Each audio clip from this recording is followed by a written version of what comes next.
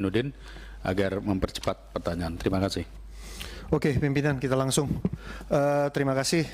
Pertama, terkait dengan urusan UKT dan IP yang tadi sudah kita bahas dan kita jelaskan, bahkan kita sudah menerima aspirasi dari adik-adik mahasiswa. Tentunya di forum yang terhormat ini kita sama-sama memberikan penghargaan kepada adik-adik mahasiswa yang bahkan sempat dilaporkan ke polisi gitu ya. Tapi tujuannya tidak lain dan tidak bukan adalah membela adik-adik kelasnya supaya mereka diperlakukan secara adil dan aspirasinya itu diserap oleh pihak rektorat. Yang saya sangat sayangkan adalah, karena waktunya singkat kita to the point aja langsung, adalah bagaimana mungkin Permen nomor 2 tahun 2024 yang diundangkan tanggal 19 Januari 2024 itu bisa menimbulkan kesalahpahaman di tingkat rektorat.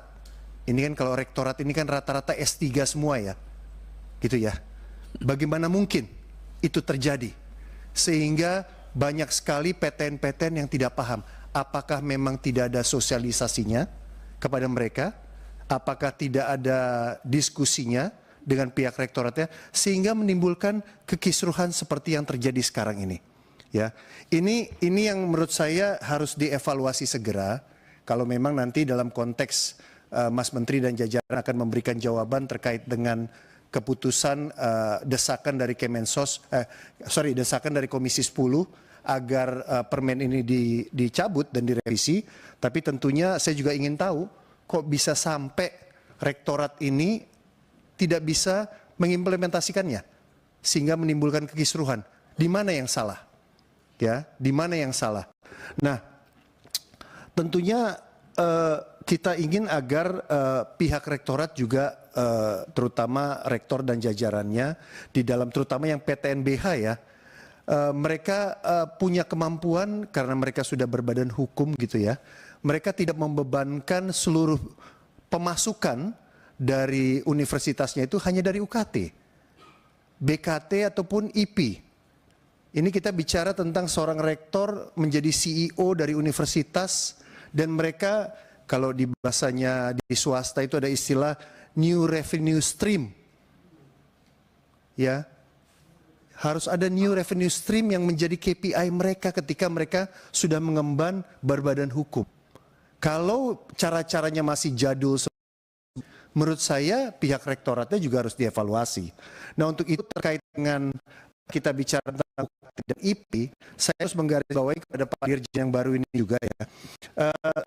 Kemarin waktu pas kita masukkan tadi Pak Fahmi sudah banyak merangkum terkait dengan hal itu.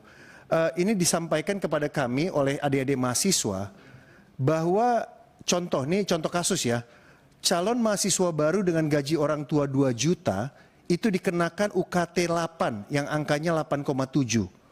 Dan mereka beranggapan bahwa ketika permen ini belum ada, UKT hanya sampai golongan 6.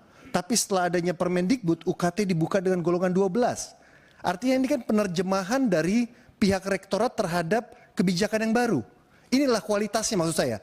Kita harus sama-sama menyadari, inilah kualitas dari rektorat dalam menerjemahkan permen. Yang korbannya adalah adik-adik mahasiswa, bahkan di tempat ini mereka dilaporkan ke polisi.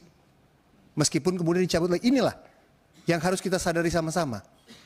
Kemudian mereka mengatakan bahwa ada 50 mahasiswa yang tidak bisa lanjut sebagai maba karena kasus ini. Jadi somewhere out there ada 50 mahasiswa yang tadinya mimpi untuk kuliah karena tidak paham.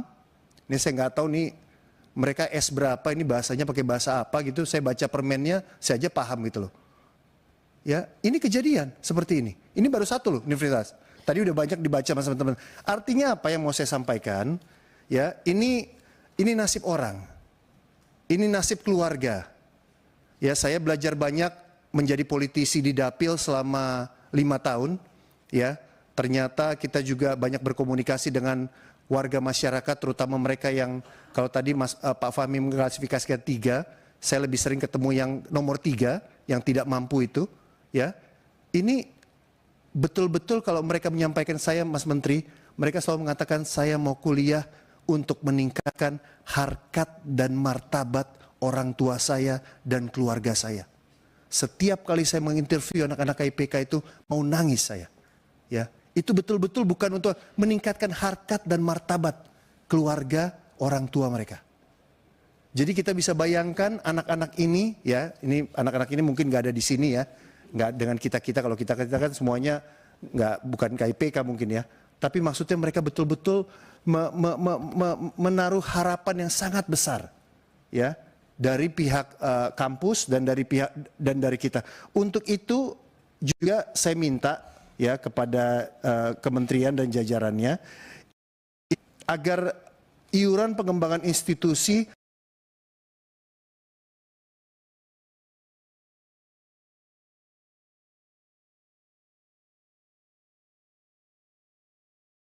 ini PTN menurut saya perlu diawasi, Saudara Dirjen juga harus bisa menyediakan ruang banding UKT bagi calon mahasiswa baru yang tidak sanggup untuk membayar UKT di PTN tersebut.